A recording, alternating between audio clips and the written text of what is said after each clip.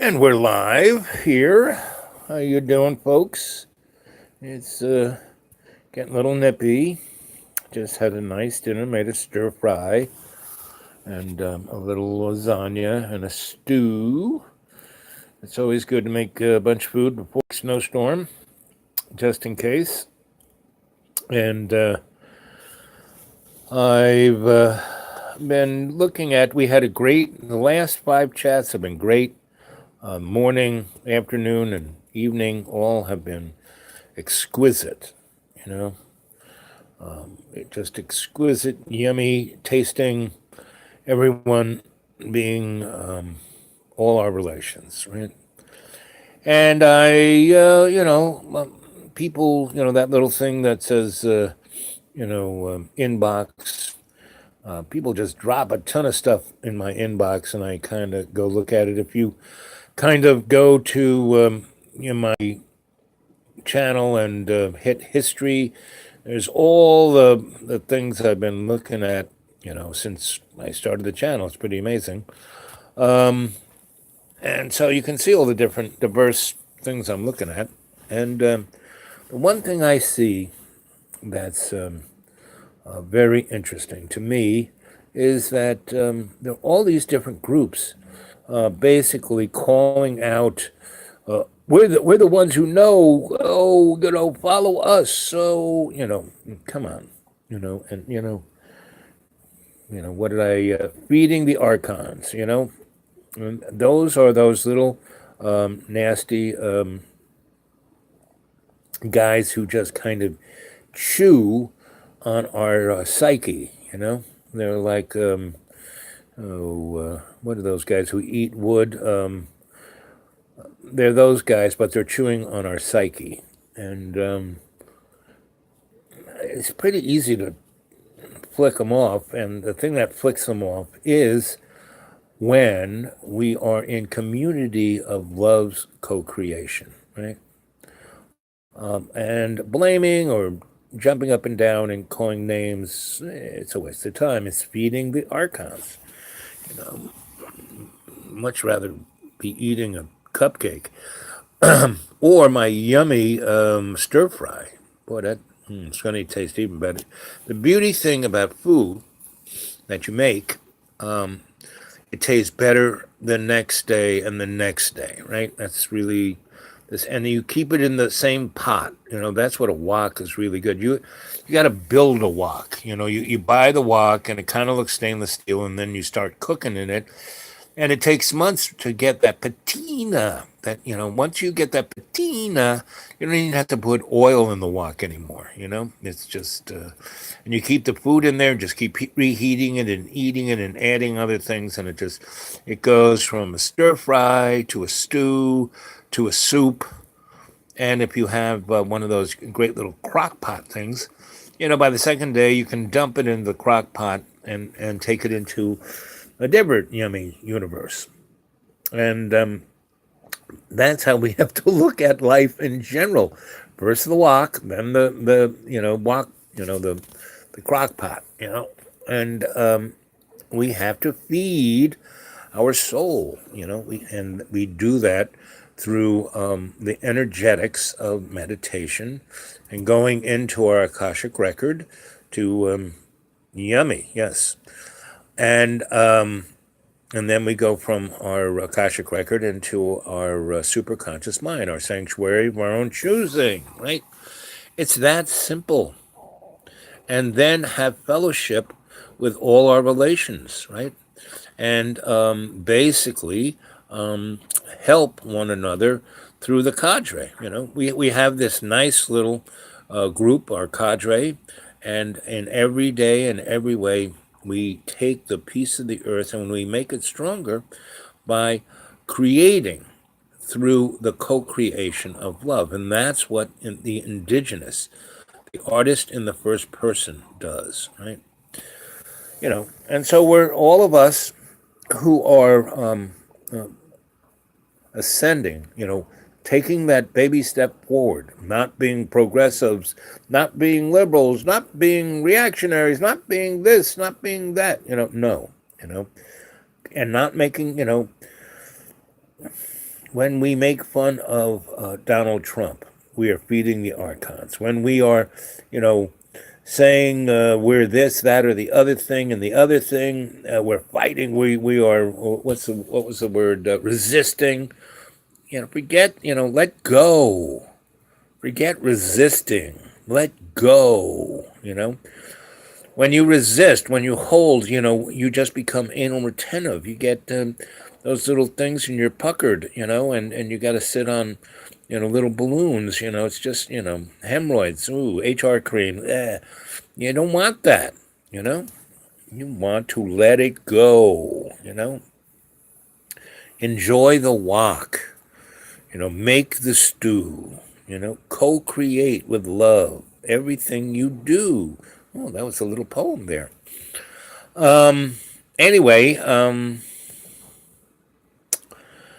I asked you guys to, bring to class ideas, questions, insights. All of I've seen your energetics. All of you have been really sparking up the last 10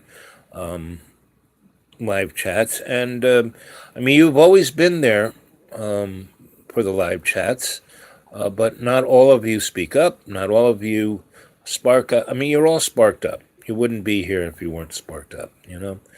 And that's a good thing, and that's a good sign for all our relations. We are standing for all our relations. And as we are that little pebble in the pond, together we make the tsunami of culture. The thing in the wok is culture. The thing in the crock pot is art, right? We are artists in the first person, and that's what we're here to do, is to create, right? Anyway, I'm going to just breathe here for a while as the folks come on the chat. I'm here to energize.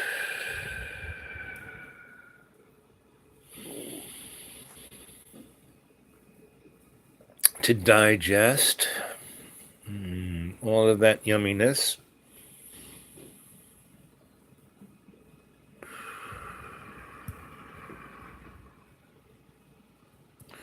To bring forth in every day and every way the peace of the earth by co-creating with love.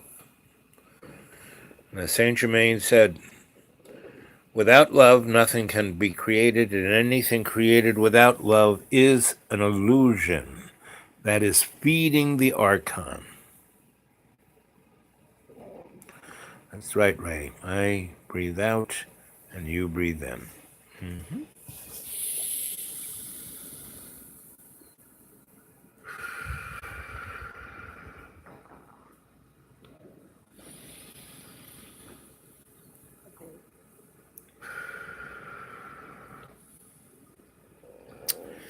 The thing I loved best about the ashram in Putney with my sensei was our group meditations. When we would do that, all our egos would be let go. When I was in Ithaca at Cornell, there was a really, really beautiful collective group called Wisdom's Goldenrod, and there was a really great philosopher there, Paul Brunton, and he wrote a really great book called The Wisdom of the Overself. And all of his students, in the 60s and 70s, bought this little property overlooking Seneca Lake and built this beautiful Hambu Japanese tea house.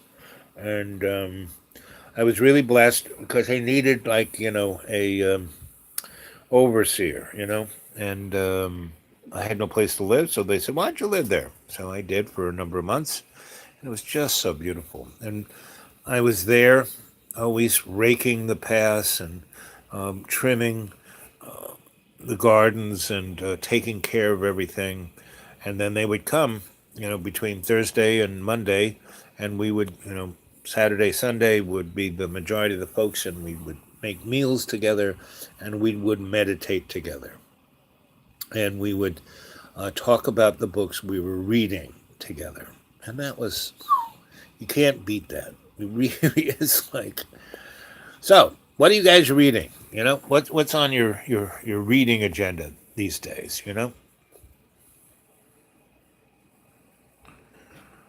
Can you recall being good in washing the mind? Sure, peppermint, hyssop, goldenrod, what you call cranberry, um, daisy. These are all really good for washing the consciousness. Chamomile, those are all very good. And in any combination or all by themselves, and again, muscle testing. Hold these two fingers together, and then with the other two fingers, you try and spread them apart. And you hold the tea or the herb in the other hand, and you hold it strong, and then try and pull it apart. And if it pulls it apart, that's what you need. If it's strong, that's what it's got.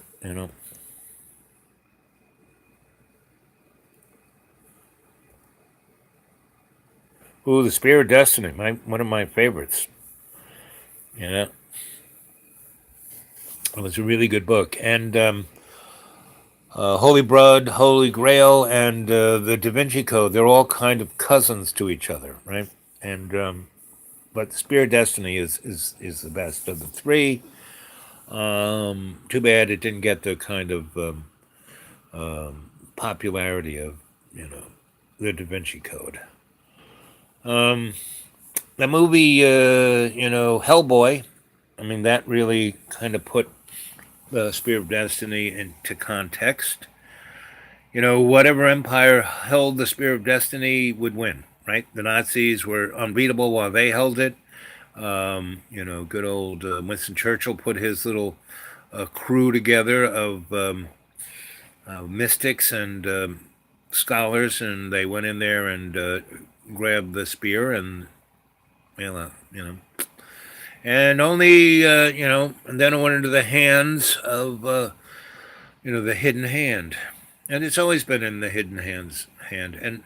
And that movie Constantine, that scene in Mexico where this guy is going through the garbage pit, and his foot goes through what he thought was just dirt, but there was a wooden floor, and he puts his hand down there and he pulls out the Spear of Destiny. That was pretty interesting.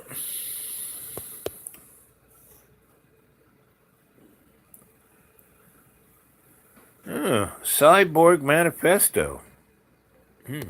What's that about? Is that about transhumanism, or is it a sci-fi novel, or what is it?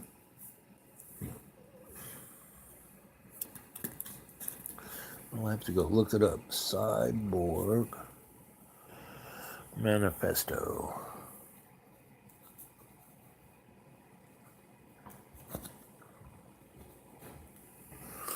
So has anyone read the Holographic Universe?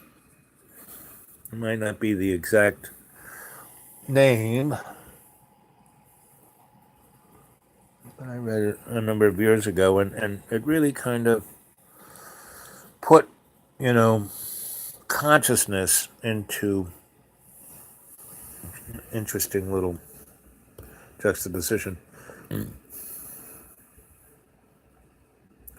Steiner is a very interesting guy. He has a lot of really good insights. He is, first and foremost a scholastic. So his school process is really good, and it works really well if the teacher is an adept and an empathetic adept and is sensing the student's needs. It's not too good if it's rote, done as a discipline under dogma. Then it's But within the context of the teacher or the sensei or the guru being a empathetic adept, it's a great little process and really, really good. But anything when it gets broken into dogma, not so much. So I've seen really good Rudolf Steiner schools, and I've seen pretty crappy ones, and that's like anything else. That's why I'm not a big fan of dissing anybody. My whole thing is, man, if you were at least trying to do something, I give you a gold star. But whatever you do, if you do it with that adept consciousness of empathy, well, you're bound to succeed, right? And especially if you're not putting your ego into it. And I mean, virtually any school system works relatively well as long as you are an adept, empathetic teacher that has put their ego to the side. So, boo, boo, boo, boo. Boo, boo. Drop the mind. Yep, get the squirrel out of your head. That's what the breathing's about. Up with your head. Up with her head. The queen. Up with her head. I think that's what they're talking about. Alice in Wonderland is another one of those children's books that's a heavy metaphor for the modern technocratic world, along with The Wizard of Oz, which is a children's story about the Federal Reserve and banking. Off with your head. Okay. Ow. Okay. And books that kind of ring your bell, they're really good because they do off with your head and put something in its place. Seen a fairy? Sure. Sure. Around here, what do you think? I'm still at the school. This place is Terence McKenna, 10-4. Any place that is full of trees, far away from power lines and highways, and it's kind of a difficult way to get. I mean, we have a 2-mile driveway to get up to the school up here, and it's basically a stream bed. Star question mark. So wherever you go, and I used to go and sleep in Central Park, and there were tons of elementals in Central Park. And anyway, there's grass and meadows and water and trees. You're going to find fairies and elementals. They're everywhere. And that's in the middle of New York City. So. And I used to live down in Tribeca before it was Tribeca, off of Chambers Street, and there was this little triangle. That's the triangle below Canal Street. This triangle, and right in the middle of the triangle, there was a place that sold plants. What do they call those places? Where greenhouse, and they got plants and trees and shrubs, and a nursery. That's what it was. And it took up this whole triangle, right? And the guy had put nice little park benches all the way around, and he would have lawn sprays, and it was really hot. I would go out there basically in my underpants, and just sit on the park bench, and the water would hit me, and it would feel really nice. And I would be surrounded by all these amazing plants and smells. And so the smell of urine and crap and cigarettes and everything that is New York would be totally taken away by the energetics of these plants. And I would sit there at 3 a.m. and just love the plants, and the plants would love me. And that's when the elementals would come out from amongst those little ferns and mosses that were in the pots. And they would come out and dance around for me and fly around for me, and I would talk to them, and they would talk to me, and we'd have just like this. It was just like a live chat. And I wasn't even doing drugs. And I remember one time I'm sitting there, and right? And this cop comes by, and this is back in the day when they walked and weren't just in cars. He walks by me, and he's like off to the side. He's like across the street, and he's watching me, and he walks over and he sits in the park bench next to me that's not getting hit by the sprinkler. And he goes, he's got this almost Irish brogue, but he's a New York City cop. And I said, so how long you been here? He goes, oh, about 4 years. I said, and so you got family in the police force. That's how you got, he's, oh, yeah. And he goes, I was in Garda in Ireland. And we started talking about fairies and elementals. And he goes, I see you talking to the fairies. I said, you see them? He goes, oh, yeah. And he goes, but, I've been in New York now and I have a gun and a radio and these, I'm wearing a uniform.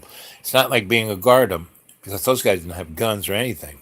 And they just had a coat that said Garda. And he said, so I have to look at them, through the side. He goes, my peripheral vision sees them, but if I look straight at them, I can't see them.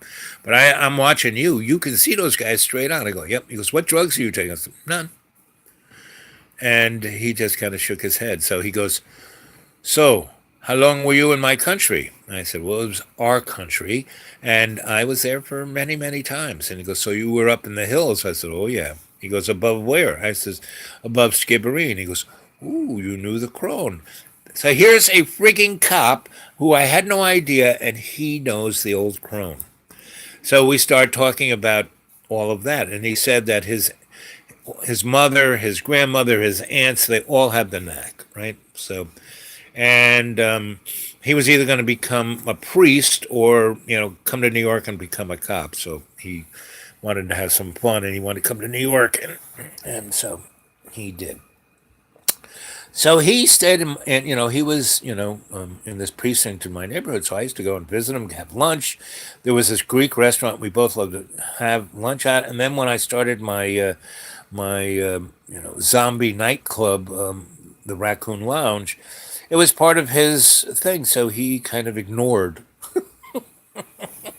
the place, and he would, if he did the night shift, which he did often, he would, after he finished, he'd come by and just kind of, he wouldn't have the uniform. And his look was so not like a New York City, when he wasn't wearing the uniform.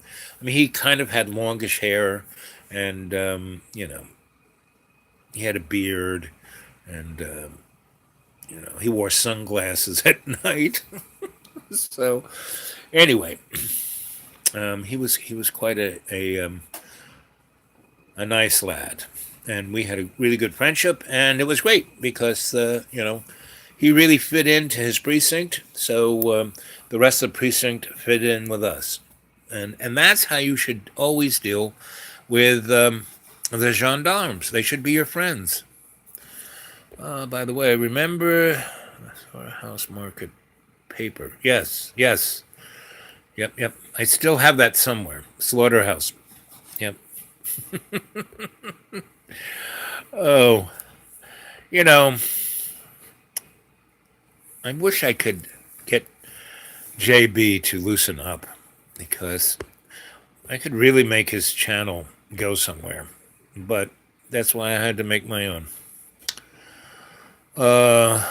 He just wants to do the same thing over and over again, expecting a different outcome. But yes, I have to dig that up. I still have the Slaughterhouse. Wasn't that freaking amazing? Slaughterhouse. So, and JB, I just kind of he wants to do so he did one more of my stories, and he doesn't do anything to really amortize or yeah, I stay here, but I cook and anyway. But see, one of the things about being JB's friend, it is a great tool for me to let things go. Because, hey, I'm a guy, I'm a human being, I'm venal, and, it really does push my buttons a good deal of the time.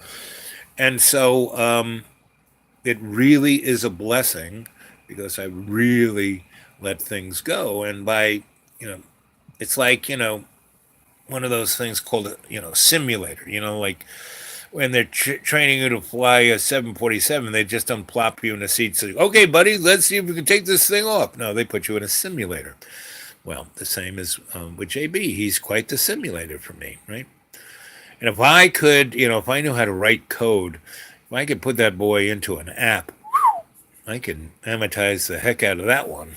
So, anyway, well, that brings me around to a interesting topic, and that is transhumanism and AI and everything that is like right in our face right now. And I think that is one of the reasons why people are like going gaga over the stupid issue like this, that, global warming or this or that. Not to say that these things aren't important or they are affecting us, but in essence, they're manufactured red flags to distract us from the stuff that's right in front of our face. Like, what are we doing here? You know, how are we going to exist with all our relations? I mean, no one's talking about all our relations, and that includes.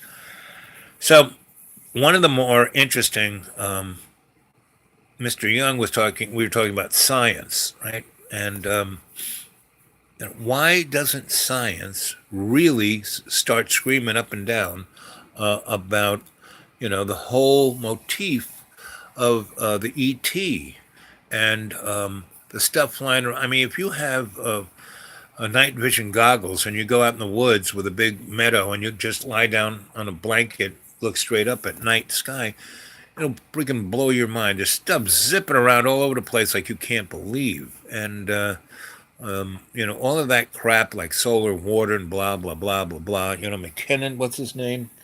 Yeah, McKinnon, the English guy who kind of cracked into NASA and found stuff and then kind of blew it, and the Defense Department wants to pull his fingernails out, but he's been able to, with good lawyers, not be, brought under Darth Vader's cloak. I mean, we like have to. I mean, look at Luke. He loved Luke. I am your father. So he's, oh, Daddy, I love you. Oh, instead of trying to cut him up into baloney. Instead of what's his name, moron boy who spikes Han Solo. Good way to get rid of a main character, though. Have your son kill him like that, and then be shackled by the guilt of doing that. Good luck with that one. So, I mean, Lucas, for all his moronness, at least he is putting on the big screen Joseph Campbell, right? And Joseph Campbell was brilliant. He didn't want to make movies, so he let George Lucas sit at his feet for a year while he was telling him stories. And Joseph Campbell was George Lucas's Sensei Al Bob. And what a great thing to do. He put all of that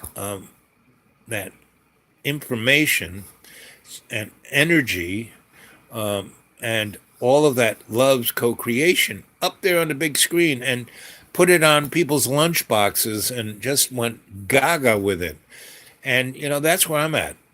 I'm all for any of my adepts here, all of you, all my relations, to take this and run with it. And I've always been that way. I mean, I've done a lot of things that people have taken. And my first wife used to get very, but you invented that. You should be a millionaire, blah, blah, blah, blah, blah. No, I mean, I came up with an idea when I was asleep, I was in state. So it wasn't really my idea. It's just that I wrote it down and thought about it and kind of made it into something, just like Nikola Tesla did.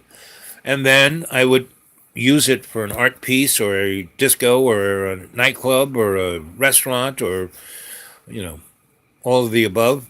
And then someone would see it and go, wow. And then take it and turn it into a product, mass produce it, and, share it with the whole world, I didn't want to, that individuals spent like 10 years of their life and probably half their money trying to bring it into reality. Hey, great. So I didn't make any money off of that. What I did make money is when I used it, and out of that came the element of notoriety. I got other contracts, other jobs, other people, da da da da da da. And that's how it works. If you feed the universe, you know, with love's co-creation, you can't lose. You can't. It all works out. It is what it's supposed to be. You know. Let me see. You become more connected to yourself after you NDE, or was it just no, no, no? My near-death experience has definitely brought me straight up, because I was like, becoming dull or stupid or whatever, and then bing, you die, and you're like floating on the ceiling watching them try to bring you back, and then you kind of go down that little hallway of bright light, and you meet all your relations, and they're like patting you on the back and got balloons for you, and you're thinking, oh wow, where's the cake and the ice cream? And they said, well, it's good to see you, but you got to go back. What do you mean, got to go back? That's, well, you're not done. What do you mean I'm not done? I'm done. I'm toast. Stick a fork in me. No, no, no, no. You got to go back, and I'll be right back. And like, because it's not fun coming back from death. It hurts. So I studied Buddha's treatises on near-death experiences, and he basically it is the ultimate in the training of letting it go. Buddha said that dying is like slipping out of a tight slipper. Not a big deal.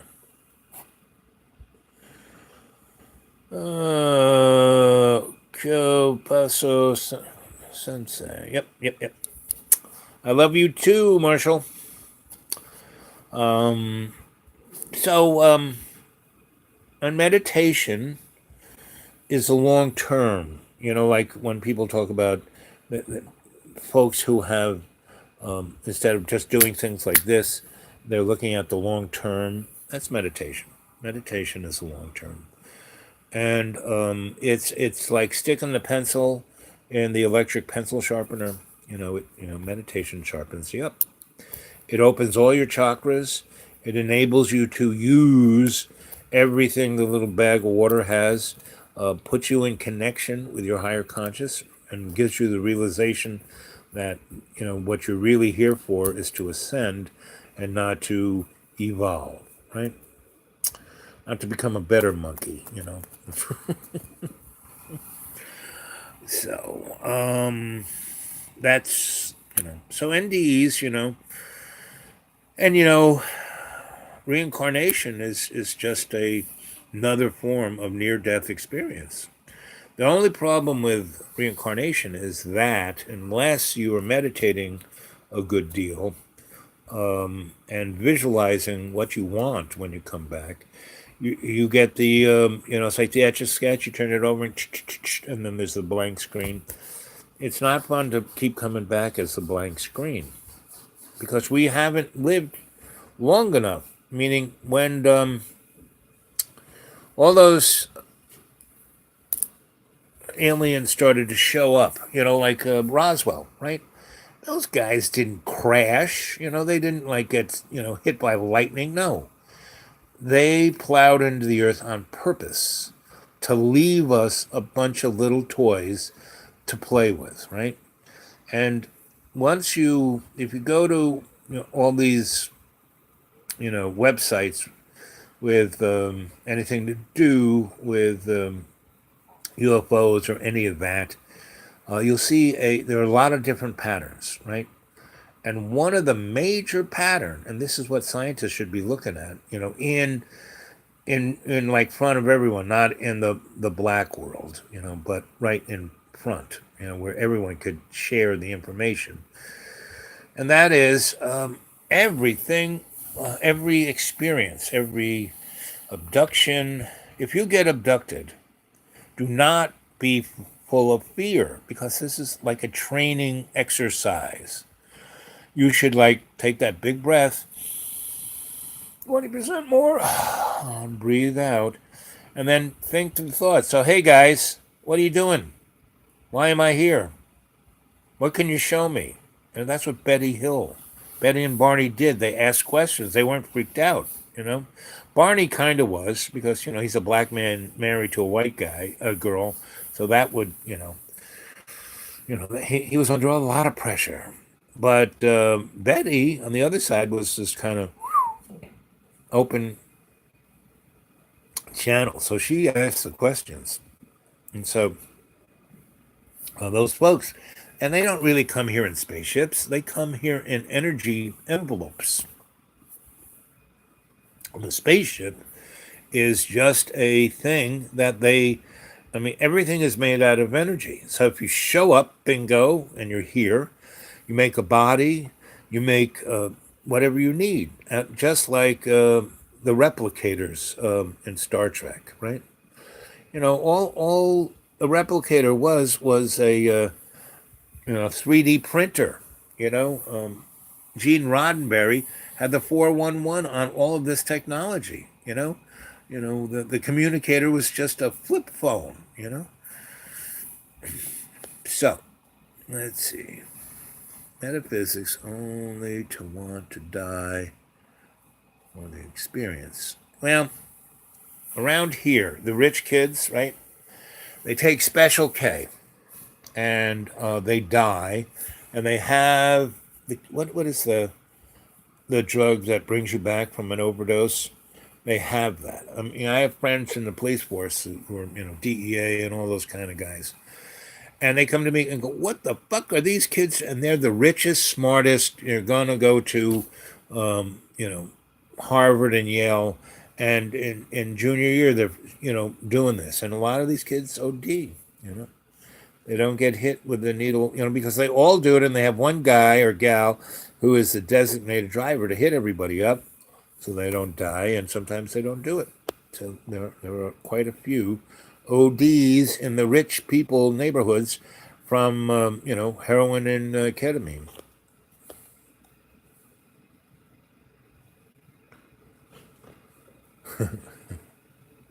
Piano and math skills. Yep. That's what Edgar Casey did, but he didn't need drugs. Okay. Narcan, thank you. Yep, that's the drug. It's really sick. It's like, and this town, Roanoke, why I've been here 20 years, it is the microcosm of America. Every slice of the pie is here. Good, bad, ugly, every environmental problem, every social problem, every really positive, good thing that could happen, it's all here.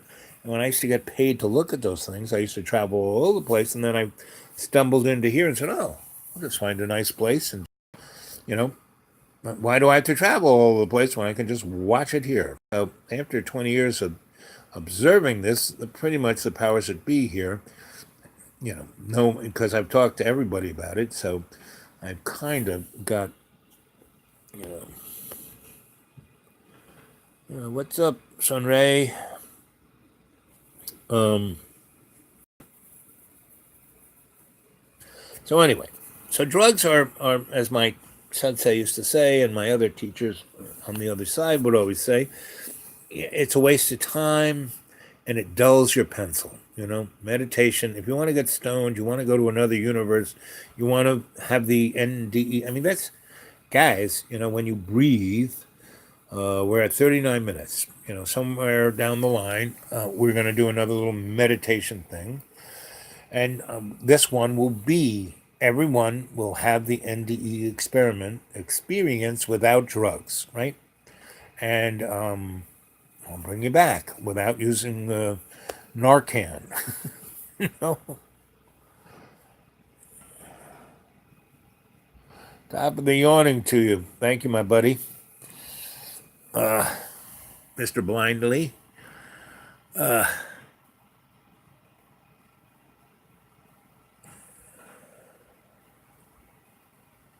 Okay. Whatever it is, whatever those rich kids are doing, I don't know.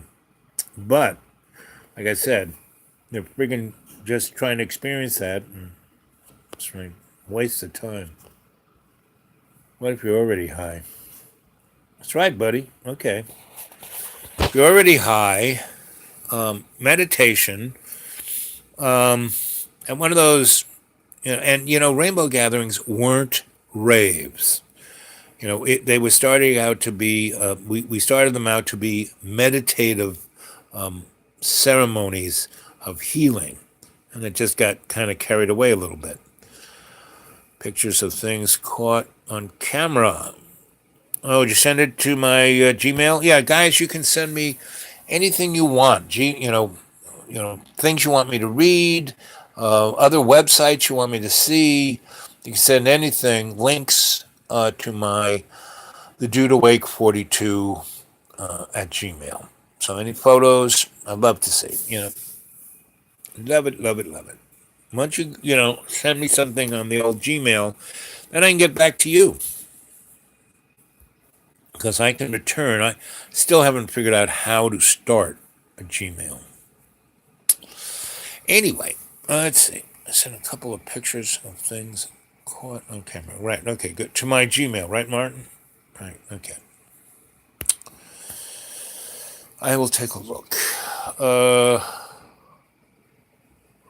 So anyway, I remember at this rainbow gathering. So these guys were always, dosing each other until, I have 80 million mics, right? So I remember I was with these guys. I'm not. You want to be dosed out? And I said, no, just a little. Where's the pipe? And I said, listen, I'll show you how to, and I would take these guys, okay, breathe 20% in and out 30% and in 20% and out. And I would take them to their Akashic record and then to their superconscious mind. And when I brought them back, they would be stone sober. After 80 million mics and they were on another planet, they would come back really, really sober. And, at Calm, that was one of why I would show up in the evenings after dinner and after dancing my little took us off. I would spend a few hours over at Calm because people always rolled in there who were like totally baked and were like trying to have a bad trip. And I could always, okay, now breathe 20% in and 30%. We'd douse what tea they would need. We'd make them a nice little pot of tea and have them drink that, and I would, put them into a hypnagogic state and bring them like that right back where they felt fine and good and not a problem.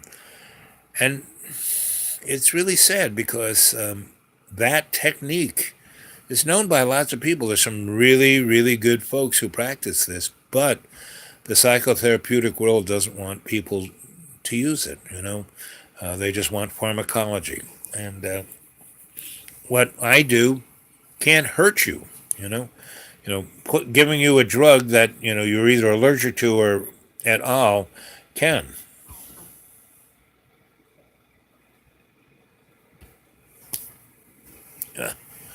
We're all a bright light here, and we make each other brighter. We're each a lens, a reflector, a light source, and we come together and collate this light of love, right? So, okay, 43. Okay, so at 44, we will start a nice little meditative thing, and we will, travel off to our Akashic record and look in there and experience a near-death experience in a safe way, and in the 48 little screens we will see, and 48 is really 28, but the 48 is the hyperlink, right? Okay, get ready. 44, 22. Okay, so get yourself in a comfortable spot, and start breathing deep and out. Breathing in 20% and out 30. And here we are, 44. And you're breathing in, focusing your conscious mind on your breath. You're breathing out. And all of that confusion, all of that stress of the day, of the moment, all that chaos of the squirrel in the cage in your brain is going away. And I'm going to count from 1 to 3. And as I do, you're going to go deeper and deeper into a state of conscious relaxation. And 1, your conscious mind now is totally focused on your breath. Breathing in 20%, and then out 30.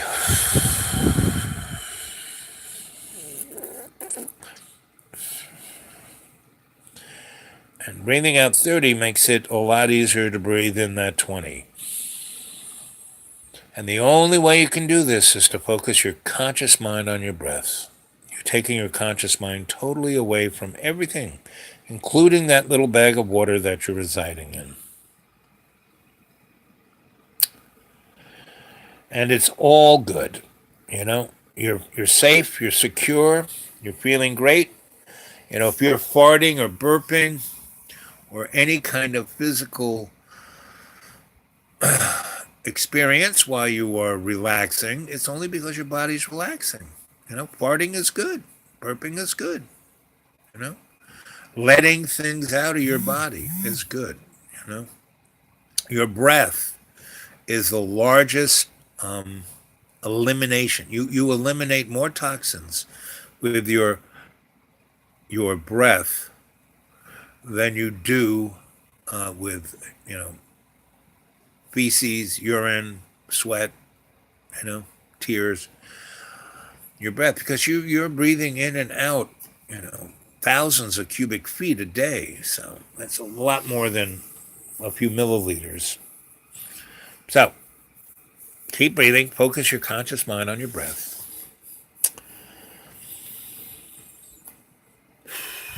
And as you're breathing in that prana. That's the life force, the energetics of the ether. That's the vacuum that holds all the energy of the universe, that everything's made out of. You are made out of that vacuum. See it clearly. See the energy of the prana go into your lungs, into your aura. See all those little fibers getting totally sparked up. See your heart pumping the blood into your lungs, and that exchange of the waste product of blue, goes out. Carbon dioxide, all the elements, all the metals, all the crap of your body goes out with your breath. You can see prana. It's a golden you with these beautiful little purple hairs and sparkly white light of the eternal. See it clearly. And you're breathing it in, and those little sparkles are going, and your blood is picking it up, and it's super rich red. Your blood is super red because it's full of iron.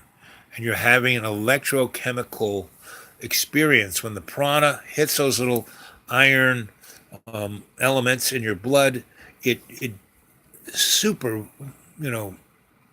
volts current, because your blood goes down your arteries and your veins and capillaries, and it doesn't go blub blub blub blub. It swirls, right? So it swirls around the inner edge of your vein, of the vein wall, and then inside of that it swirls the other way, counterclockwise, and inside of that it swirls clockwise. What that is a polyphase generator. You're making electricity in your body. Your body is a polyphase electrochemical device, that little bag of water.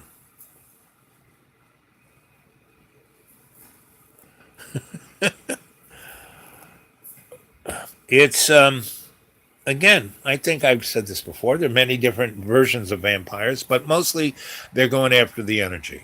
But people who actually suck the blood, it's really it's a vitamin deficiency, and they're kind of forced to do that. It's not so much, So there's many different vibes, and people put them all together. So that's actually a physical problem, and not but the vampire is going after the energy, and it doesn't have to suck your blood to suck you dry, right? So, but that's a little off the subject because we are energizing ourselves, and we don't, I'm not doing this guided meditation and can't be interrupted. No, we can, you guys are chatting and we can talk, and because you're in that state and you're conscious, your conscious mind can work and do, as long as the chatter in your brain is being damped down by your breath and the flow of the prana. Stay on target. Thank you, buddy.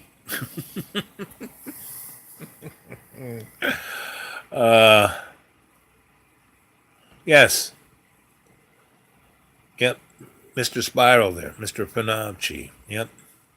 So you're seeing the prana energizing your blood, and you can see your generator inside your veins and arteries and your capillaries, and it takes that energetic prana, and it's now totally energized because it's no longer this universal energy coming into you. It has been formated or formulated to be maximal for your bag of water. And where it maximizes this higher consciousness is in your mitochondria, in every cell. And so when you can do this, I mean, how, it's like my doctors say, boy, you're the healthiest dead guy. How do you do this? Because I meditate 5, 6 times a day. I spend a good deal of time when I wake up to reorient every little cell in my body so I can get out of bed, so I can walk around. And when I need to, I sit down. And once you get good at this, you can just, and you're in your superconscious mind, you're in your Akashic record. And when you are there is no linear time. You can be in your library or in your superconscious mind, your sanctuary, for years, and then when you come out, it's only been a second. So back to it. So 2, you're in a deep, deep, deep state of relaxation. Your conscious mind is totally focused on your breath. Yep.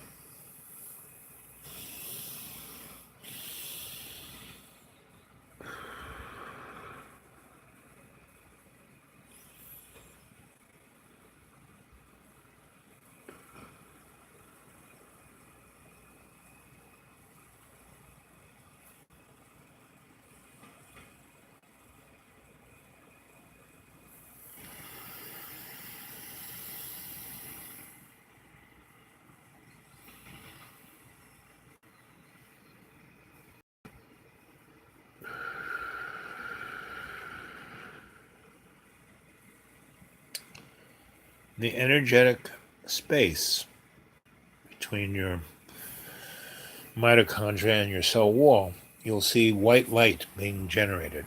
Take that white light and close your eyes, and in your eyelids is your imaginary mirror, and that's where you have REM sleep. That's where you dream. That's where dreamy dream time is. And you're illuminating your imaginary mirror, and on that screen, you can bring forth any image you want. And bring that light brighter and brighter, and it will be able to be shined like a headlight into your subconscious mind and illuminated in such a way that you'll see that it's not a scary place. Exactly. That's why cats are, a little more ascended than us.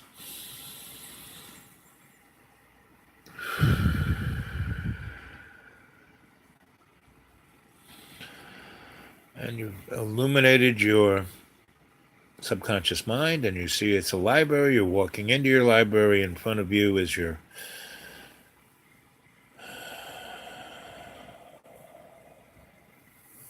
reading table and your reading chair. You sit down, the bright light.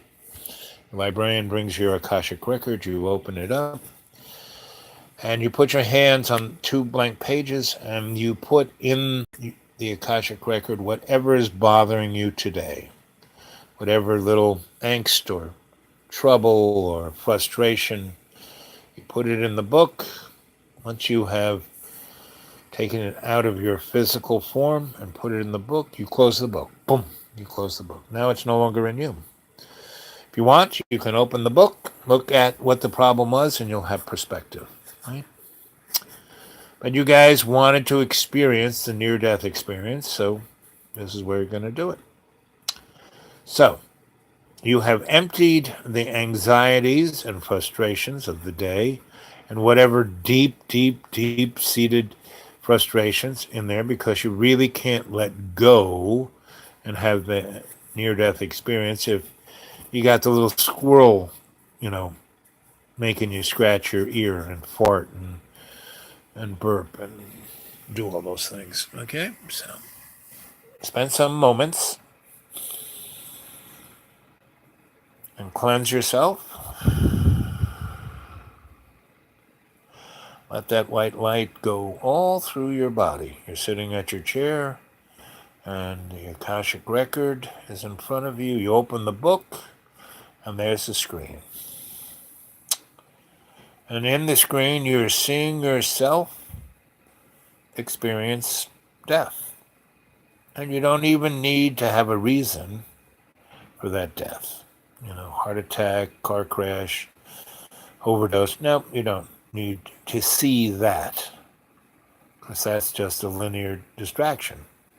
Just go straight to that place where you're right at the door and you're about to walk through.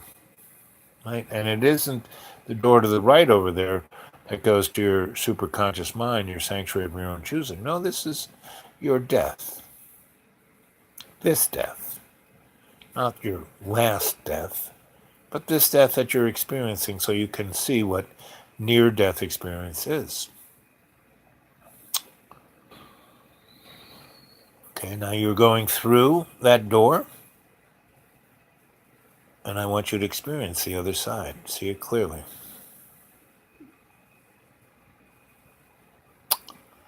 See the people who would be sad if you died. Experience their sadness. See all the things you wouldn't have done if you died. See that clearly. See the lack in the world around you for your not being there. See that clearly. See all the things that you would have done, the people you would have met, the children you would have had, the lovers you could have been. See it clearly. And the experience you're having with this near-death experience is the sense of value of who you are. See it clearly. See that you don't have to be like anybody else, because you are who you are. You do not have to feel any lack, any separation. The near-death experience is giving you that experience to see who and what you really are. See it clearly. Do not let this go.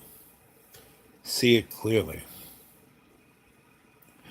Realize in every day and every way, every time you wake up, you are being reborn. See it clearly. Every time you feel deja vu, you are being reborn. You're having the near-death experience. See it clearly. Realize every time you have this experience, no matter at what level or what intensity, it is your realization of who and what you are. On that, you're here to ascend and not evolve. See it clearly. And one, you're in a deep, deep, deep state of relaxation. Your conscious mind now is totally put at rest. You're safe, secure. All I have to do is snap my fingers. You're right back here, but you're experiencing your near death experience. You're having a perspective that you have never had before consciously. You may have dreamed it, you may have tasted it, you may have just almost got it. It's been on the side of your peripheral vision. See it clearly. You are that artist in the first person. You are that savage that co-creates with love's co-creation. See it clearly. And that is the true essence of the near-death experience. The artist of the first person within the moment of creation is dying and being reborn again, time after time after time. And physics has been realizing that teleportation, they do it with particles. And they're realizing that when that particle is here and is there over there, they're in two places at once, and then this one dies and this one is reborn. And that's what you're experiencing right now in this near-death experience. See it clearly.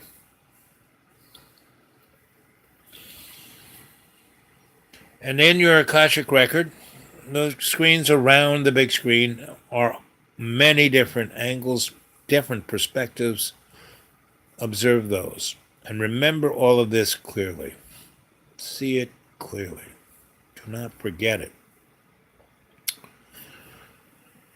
I'm going to count from 3 to 1, and when I say 1, I'll stop my fingers and you'll be right back here. And 3, you're in a deep state of relaxation. Your conscious mind is totally focused on your breath. You're experiencing near-death experience in your Akashic records. You're seeing who you truly are.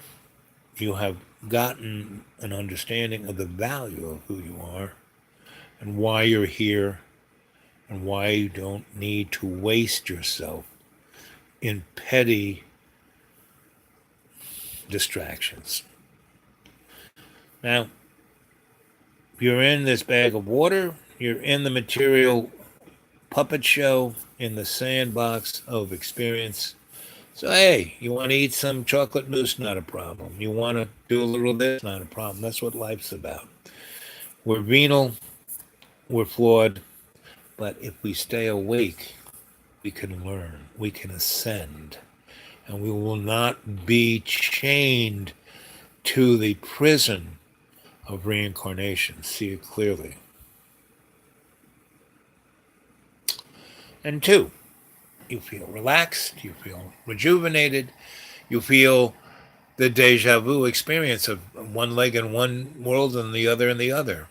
And when I say 1, I will snap my fingers and you'll be right back here, remembering every essence of this experience, and we will chat about it. And 1, you're back here now.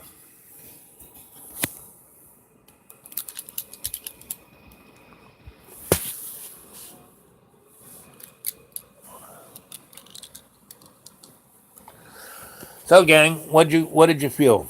What'd you get from that?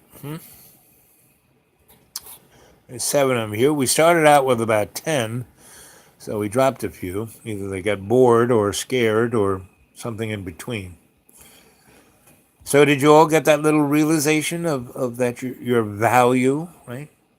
You know, that if you were dead, who would miss you? Why, why you should stay here until you complete everything? I used to come and go from New York City because it was my town. I could always come back. No matter how long I'd be away, I could come back. You're pissed off, buddy? Why are you pissed off? It's better to be pissed off than pissed on.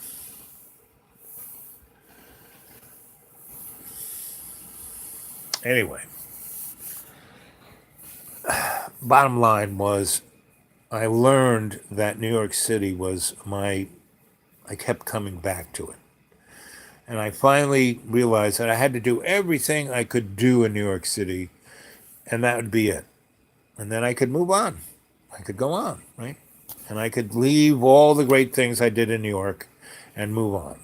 And that's what I did. I spent about 6 years and stayed there. I didn't go away. I just stayed there, did all those things that you know, so when I did it, done it, don't have to go back. Because I kept having to go back to New York. Well, I got to do this and I got to do that. And I can do this and I can do that. Well, I did them all, did it all. So I could move on and do something different. And that's what the near death experience allows us. We can see the value of our life and how we can move forward. Not to progress, but move forward, to ascend, not to evolve, not to become a better mud puppet.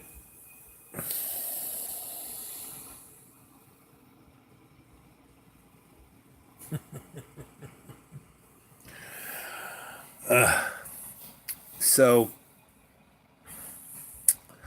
Buddy's shaking the tree, and what fruit is falling?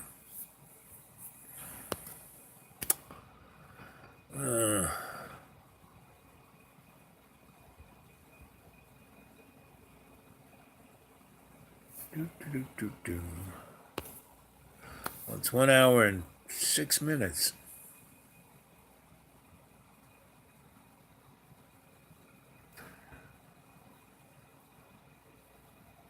Wartsicles.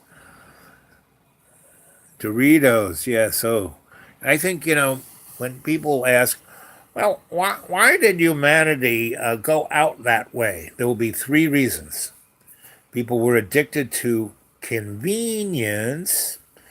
They were stuck in their beliefs, and they couldn't get out of they couldn't suspend their disbelief. And the number one reason of the end of humanity was Doritos.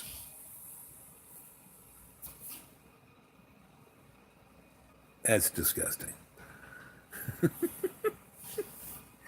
Haven't showered yet.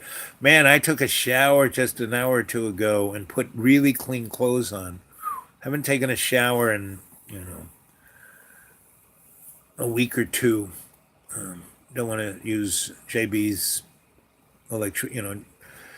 Anyway, another story. I'm glad you guys are laughing out loud.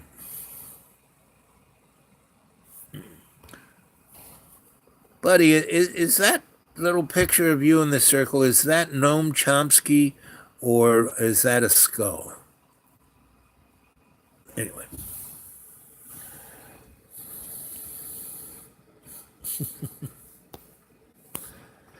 Yeah.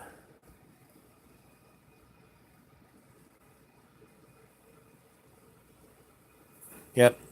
Well, when you can smell your own foot skank, that's when you know you really need to take a shower, because mostly you don't really smell how bad you really are.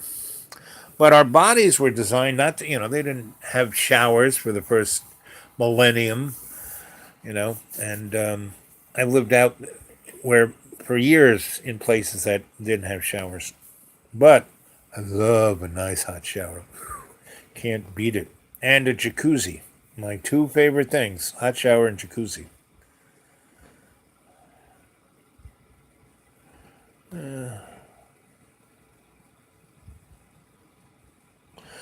Fetus in the mind. I like it, buddy.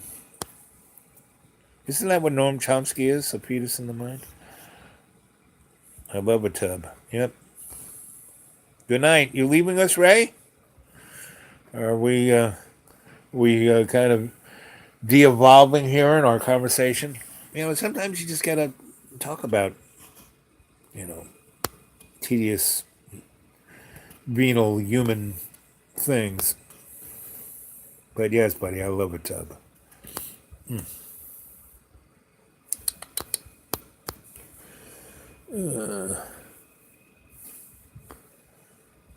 Anyway, so here we are at 1 hour and 9 minutes and 38 seconds. So I think unless we evolve our conversation into another realm, I'm going to say au revoir at 1 hour, 11 minutes, and 11 seconds. So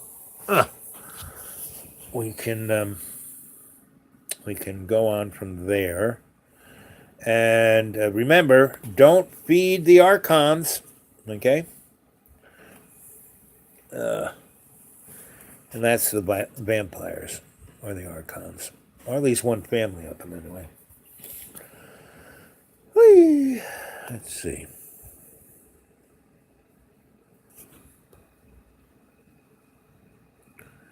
Yep. Well, we didn't go too deep into the Archons, and forever. If you wanted to jump in that pool, we could stick around longer. If you wanted to give us a tutorial on the Archon motif.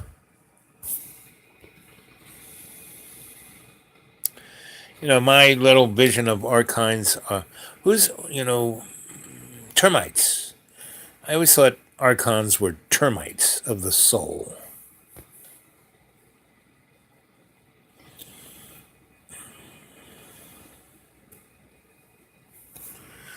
I'm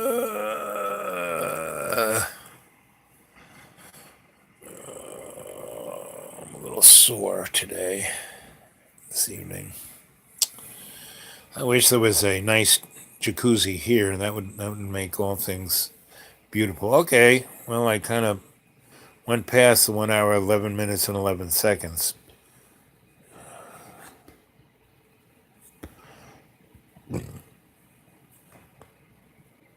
Yeah, parasites. Yep, parasites for sure. Termites of the soul. Anyone else there have a nice little motif?